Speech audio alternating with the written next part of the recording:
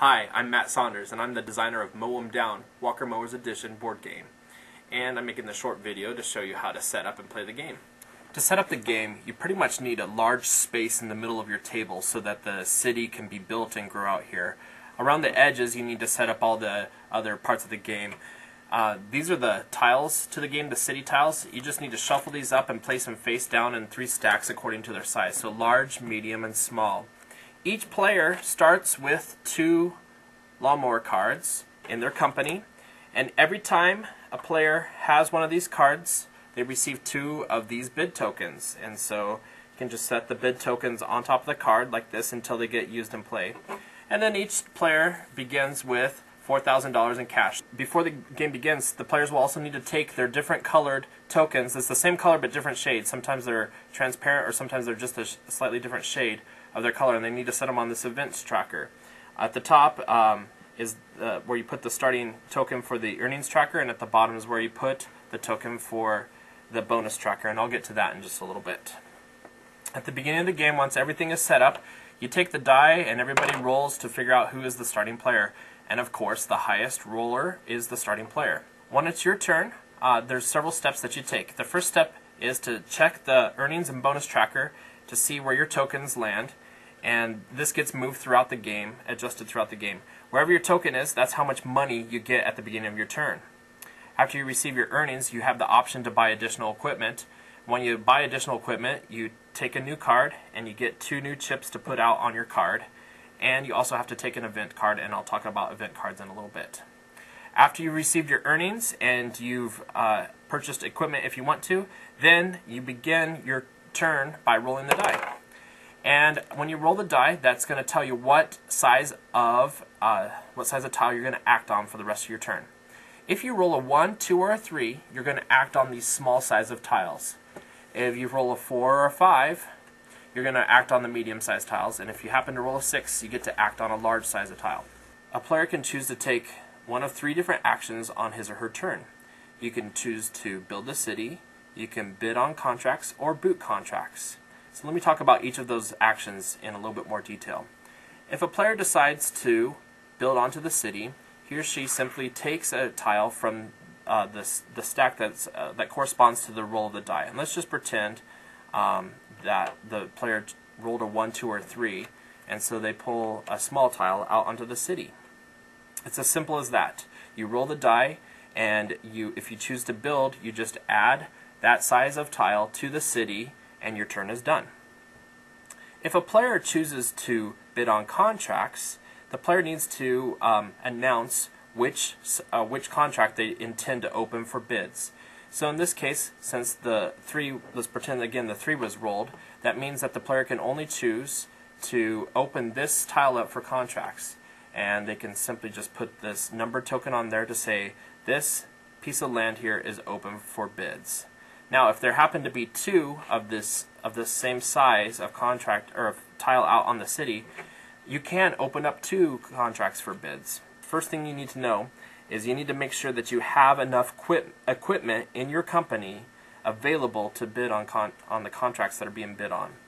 And the way you determine that is if you have bid tokens that are on top of your lawnmower cards, you know that you have enough equipment available to bid. These small contracts require you, if you're the winner, to lay out 1 token on the contract. If you are bidding on a medium-sized contract, if you're the winner, they require you to lay out 2 bid tokens. And if you're bidding on a large contract, you need to be able to lay out all 4 tokens on that large tile. When it comes time to bid, the die roll is important to help you know the range of the bids that can be made. The range goes as follows. You can make a bid anywhere between 100 times the die roll to 1,000 times the die roll. So in this case, if I rolled a 3, I can make my bids anywhere between $300 and $3,000. So if I wanted to bid on both of these, I would write a number 1 at the top of 1 token and the dollar amount, and let's say I write down $1,600. And on the other one, I'd write a small number 2 at the top, and I would write, maybe I'd like to win the number 2 one a little bit more, so maybe I'll make my bid just a little bit lower, and I'll write $1,400. The person whose turn it is runs the auction, and they give a quick countdown to let you know that the auction is about to close. And then the players reveal their bids, starting with the number 1 contract. So everybody reveals their bids, and whoever is the lowest bidder wins the contract. And let's say that I'm the lowest bidder in this one. So then I would lay my token out there, and at this point I would adjust my earnings tracker to $1,600. Let's say I also won the second one, and so I would then move my token up $1,400 more, up to $3,000, and then if it was my turn, I would pass the die to the next player. And that's how bidding on contracts works. The third action that you can take is to boot contracts. Now you may feel like one of your opponents is making just a little bit too much money on a contract, or maybe you'd like to break up one of their gas savings bonuses, which I'll talk about in a little bit. Or maybe you'd like to even boot one of your own contracts because it's not making enough money for you. All you simply do is you choose a contract that is on the size of the tile that you rolled, the die roll, and you choose which one you would like to boot off, and you take the eraser and you simply wipe off the information that's on there, and you move that person's tracking token back the dollar amount that was on that token. So in this case, I have to move my token back to $1,400. If a person who's getting booted hasn't received earnings on that contract for at least 1 turn, that person gets an immediate payment for the amount of that contract.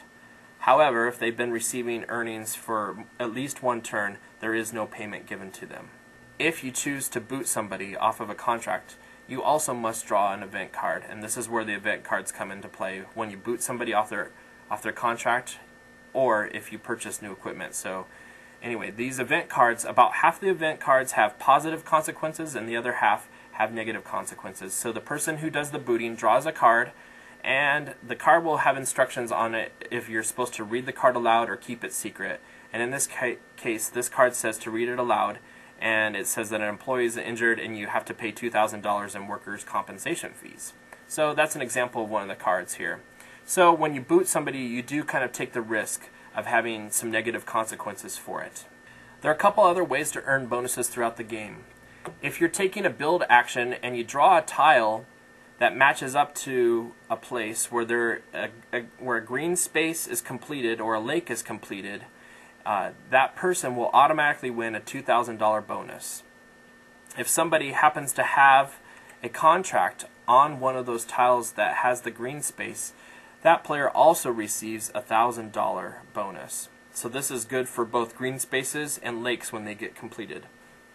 Another bonus that happens throughout the game is when a player is able to have 3 or more contiguous contracts. So they need to be orthogonally contiguous. They need to connect on their sides, not just diagonally. And in these cases, the player is able to earn a gas savings bonus. So in this example, if I had this medium contract and these 2 small contracts next to each other, I would have 3 contracts that are contiguous. I can move my token here to $500 bonus, and I would receive this bonus in addition to the other earnings that I received during the game. The game ends when one of 3 conditions happen. The first condition is if all the landscape tiles get used up and placed out in the city. The second condition is if all of the lawnmower cards get purchased. And the third condition is if all of a player's tokens get used up. When one of those 3 conditions happen, that signals the end of the game, and every player gets 1 more turn. After everybody has taken their last turn, then the players add up all of their earnings and they resolve all of their event cards. They get 1 more payment from their event tracker and the bonus tracker if they are due any earnings, and then they count up how much equipment they have. Each lawnmower is worth $10,000. So everything is added together, and the player with the most total assets wins the game. I hope that by watching this video you have a better understanding of how to play Mow Em Down. If you'd like more information about the game, please visit www.mowemdown.com. And if you have any questions about the rules, please send an email to rules@mowemdown.com. Thank you for watching.